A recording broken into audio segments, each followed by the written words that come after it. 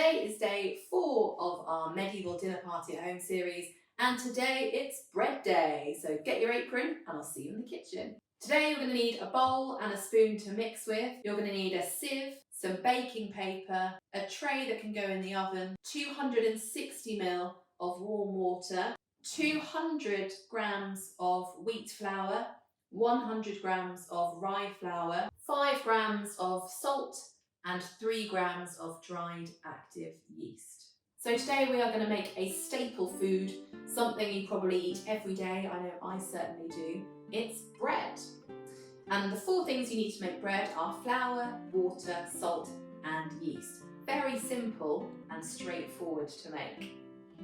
So flour is made by grinding up cereal grains. Essentially they're grasses that have been grown for their edible bits, and you grind it up and turn it into flour. What people used to do quite a lot of was mix a bit of wheat flour with a bit of another flour.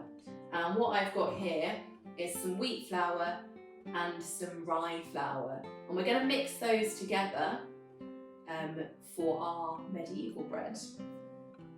It doesn't make as fluffy a loaf, it's a bit denser. You can see here this is one that I tried. It's not very sort of light and fluffy and thick, but it does look like bread. And it tastes pretty good too. So we're going to have a go at making something a bit like that. It's not the perfect loaf, I'm not the perfect baker. It's all a bit of an experiment, so we'll see how we go. So I've got in here 200 grams of wheat flour and 100 grams of rye flour. And I'm going to sieve that into my bowl. So I'm just going to put some in. And that can all go in together at the same time, it doesn't matter too much, because they're going to get mixed up in a minute anyway. It is important to sieve the flour though, because the rye flour has got some bits in it that we need to catch. So we're just going to sieve it in. There we go. So you can see we've got these bits that are left from the rye flour, and they suck up a lot of water. So what we need to do before we put this into our mixture is we're just going to add some water to it to hydrate it. So tip your bits into a bowl, and then we're going to add in half of our water. So that's about 130 ml of water. You don't have to be exact for this, just a rough idea, a bit more I reckon. Yeah, something like that. And then we're just going to give that a little stir to mix it in. So while that's absorbing some of that water, I'm going to add in our salt and our yeast. So here I've got 5 grams of salt. It's about a tablespoon, just about. And then I've got 3 grams of dried active yeast. Yeast is a bit like a fungus actually, but it's used in lots of baking and bread. You really need yeast for bread to make it rise. Back in the medieval times, yeast would be a byproduct of making beer. So that's probably where they would have got their yeast from back then. But I got mine from the shop. So we're going to add in our yeast and our salt into our mixing bowl. Give that a little stir. And then we're going to add in our water. So half the water that we've got left are 130 grams of warm water. It's going in. Give that a good mix around.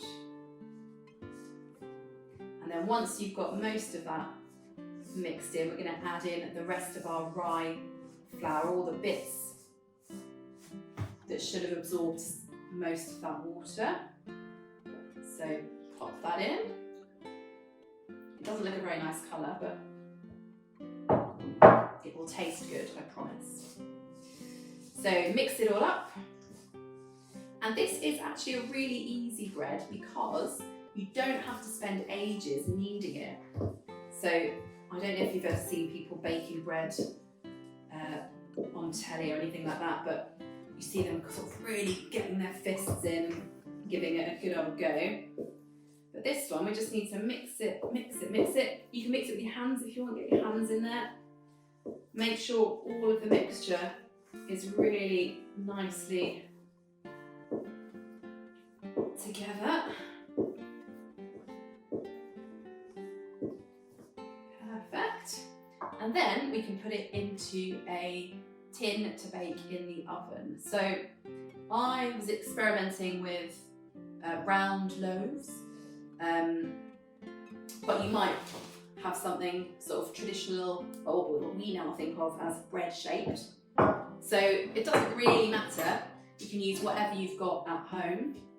And then to stop it sticking, just got a bit of baking paper, baking parchment.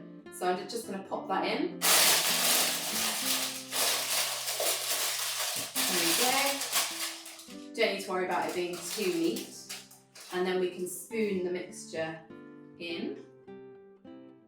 So we need to leave this one for about 6 hours to rise, and it should hopefully double in size during that time. And here's what I made earlier.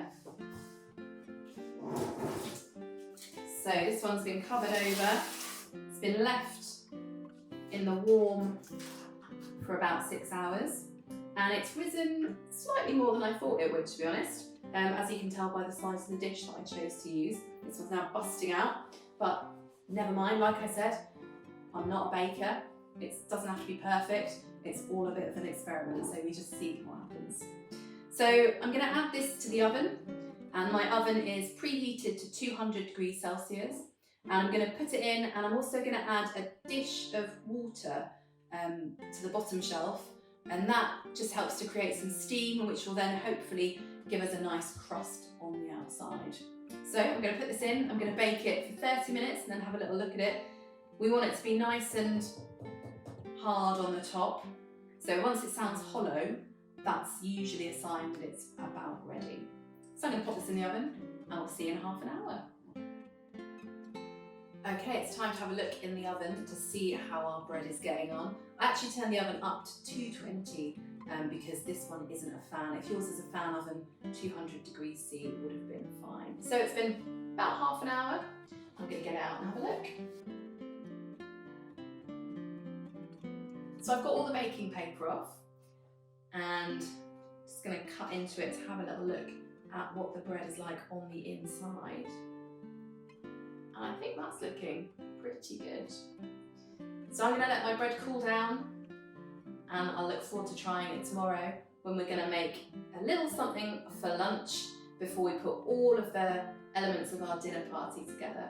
So join us tomorrow when we'll be making a meal. See you then.